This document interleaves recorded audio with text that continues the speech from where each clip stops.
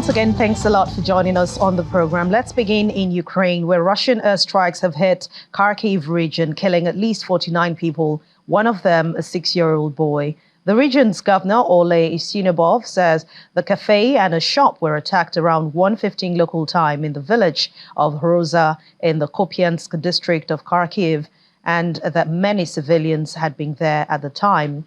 Videos posted online show rescue workers clambering through smoldering rubble while bodies lay alongside slabs of concrete and twisted metal.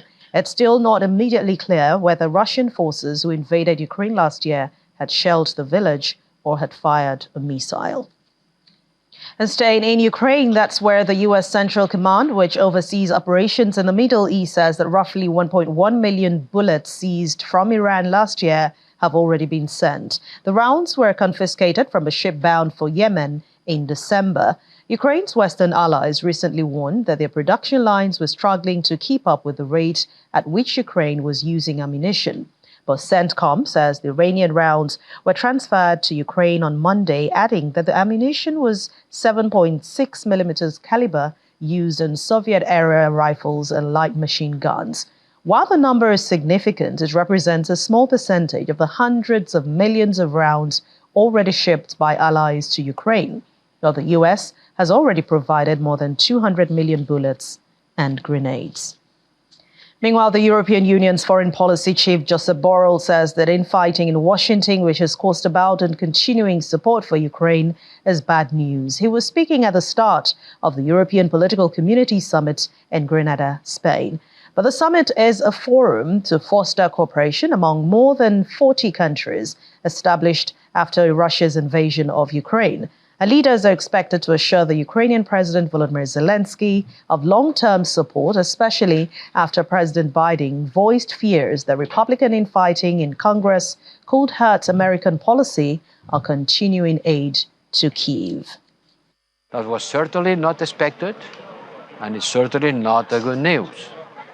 But I hope it's not going to be a definite position of the U.S. Ukraine needs the support of the European Union, which is sure they will have it, and we will increase it, but also the support of the U.S. I hope, the hope of the Ukrainians, and I think that everybody that doesn't want Putin winning this war, is to look for the ways for the U.S. to retake this issue and continue supporting Ukraine. Other leaders commenting on the expectations on the United States, a European Commission President, Ursula von der Leyen, who remains confident that the United States will maintain support for Ukraine despite Republican infighting over the issue that has cast doubt other further aid. But European Council President Charles Michel, also speaking on this, expressed his regret over Azerbaijan's decision not to come to the Granada summit. Good. I will meet the Prime Minister of Armenia in a bilateral here. We strongly support Armenia and support it in its humanitarian needs. We have already allocated 5.2 million euros. I will tell the Prime Minister today that I'm happy that we double this amount to 10.4 million euros and that we are providing 15 million euros of direct budget support under the country's annual program. And we will discuss what else we can do to support Armenia in this difficult situation. Here in the European Union, we're working on a package of 50 billion euros for Ukraine for the years 24 to 27. This is very important because Ukraine needs predictability and reliability in the direct budget support. As far as I oversee the situation in the United States, I'm very confident of support for Ukraine from the United States. What the United States is working on is the timing. We had a few days ago a very important phone call with the President, Joe Biden, a very important moment because he reassured us and we feel his personal leadership, his personal commitment to ensure that the United States will support Ukraine in the long run, will help Ukraine in the long run, and we work very closely together This is his decision, and we have tried to work to prepare a meeting with President Aliyev and with Prime Minister Pashinyan. We have proposed some ideas to make sure that we can bring more stability, more serenity, that we can address the humanitarian consequences of the situation. This is his decision, and I do not intend to comment publicly his decision. I will have the occasion to tell to him directly what is my feeling about the decision not to come. In the meantime, the Ukrainian President Volodymyr Zelensky is in Spain holding talks with Prime Minister Pedro Sanchez. And this is happening on the side as he is also attending the Granada summit. Inside that meeting, the Ukrainian president told more than 40 European leaders that he was confident of America's continued support and asked for their continuous assistance and for more arms to help in the fight against Russia's invasion. But he mentioned the attack this morning, especially children being targeted in those attacks, saying the children are now learning remotely or attending classes underground and subway stations because of air raids. We have to win in Ukraine so that Putin cannot scale this aggression to someone else, and it is realistic. That's why the key things are our unity. The unity and solidarity of all of our Europe must be unwavering. The unity of all 27 EU countries, all the Europe. Let only Putin's ambitions be a ruin, not our countries, not our people, not our cities. Children of every country deserve to be secure and everywhere in the country, not just in the subway, not just in the shelters, underground, but everywhere. As for political storms, I'm confident in America, confident they are strong people, strong society with strong institutions, strong energy of democracy. And I was recently in Washington, talked with President Biden. I talked to congressmen from both parties, both chambers. They fully support the defense of freedom and understand that it is Russia and us, the enemies to our way of life, who want to ride such political storms. Russian Defense Minister Sergei Shoigu today visited training grounds for contracted and volunteer military personnel to be sent to Ukraine. On Tuesday, October the 3rd, Mr. Shoigu said that Russia had no plans for an additional mobilization of men to fight in Ukraine, as more than 335,000 had signed up so far this year to fight in the armed forces or the voluntary units. Those figures indicate that Russia has made significant progress both in signing recruits and in absorbing many fighters from the Wagner mercenary force into voluntary formations. Russia has been bolstering its armed forces and ramping up weapon production in expectation of a long war in Ukraine, where front lines have barely shifted for 1 year. President Vladimir Putin ordered a partial mobilization of 300,000 reservists in September last year, prompting hundreds of thousands of young men to flee Russia to avoid being sent to fight.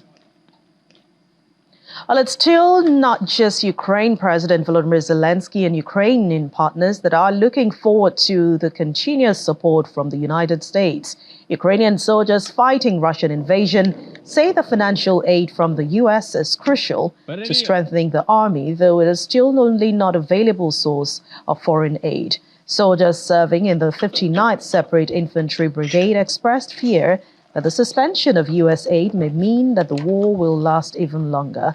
The U.S. Congress included no new money for Ukraine in the stopgap U.S. spending bill it passed on Saturday, September the 30th, to keep the federal government open, highlighting the increase in reluctance of some Republicans to provide funds for Kyiv. But the relatively small but vocal group of Republicans have criticized Ukraine assistance from the start, accusing the government of Kyiv of failing to sufficiently fight corruption, which Ukrainian and U.S. officials have denied. Let's bring in our Washington correspondent, Maria Burrett, for more on this. Hello, Maria, and thank you for joining us. Good to see you. Good to see you too, Anne. All right, Maria, all eyes are on America at the moment to ensure the support for Ukraine continues. Does President Joe Biden feel the heat already? He is feeling it. He has come out to say that he's going to do everything in his power to continue with aid. We know that he was an early adopter of supporting Ukraine. And so that has been something that has been a clear sign throughout the whole entire war process. And so now I think he is committed.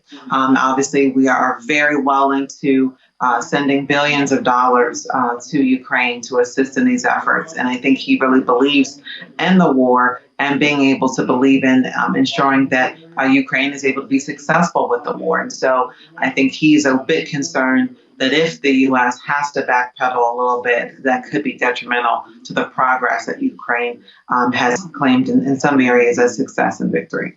But has he addressed the issue of funding the Republicans are already running away from? And with the new speaker now, pro tempore, is this an issue the House would want to take up very soon? Oh, the House is definitely going to take this up. Republicans have been very clear and very vocal that they don't believe we should be supporting Ukraine at the level that we are, especially in light of some of the other financial strains that exist in the U.S. And so Republicans, this could be the change of the speaker, and what's happened over the last couple of days could definitely have a negative impact on his progress forward. And especially as we're getting ready to enter an election season, it's going to be very difficult. But again, he has committed to it. We hope that he can continue with his commitment. Obviously, many Americans are hoping for that. But then there are other Americans who are supporting the Republicans, and not all Democrats, again, are supporting the president in his efforts to send so much funding over to Ukraine. But European leaders are already meeting in Spain about support for Ukraine. Does it feel like these European countries are not pulling enough weight regarding Ukraine funding and even military support?